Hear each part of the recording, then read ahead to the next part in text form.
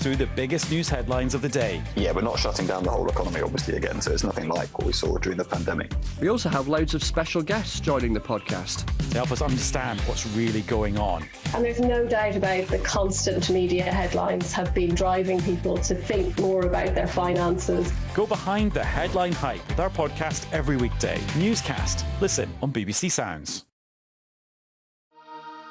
Download the BBC News app now and get the latest headlines as they happen. Personalise your app to learn more about the stories you care about and watch BBC News live wherever you are. Stay up to date, whatever you're up to. Download the BBC News app.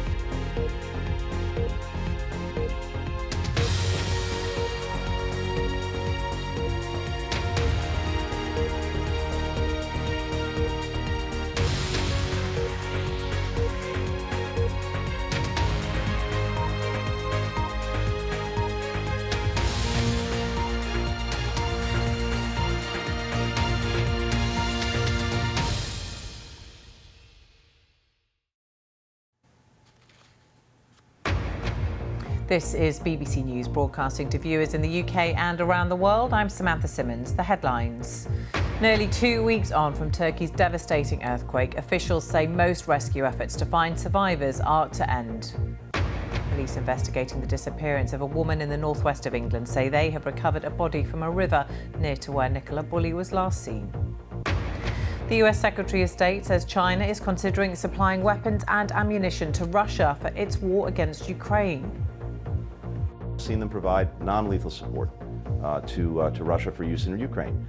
The concern that we have now is based on information we have that they're considering providing lethal support.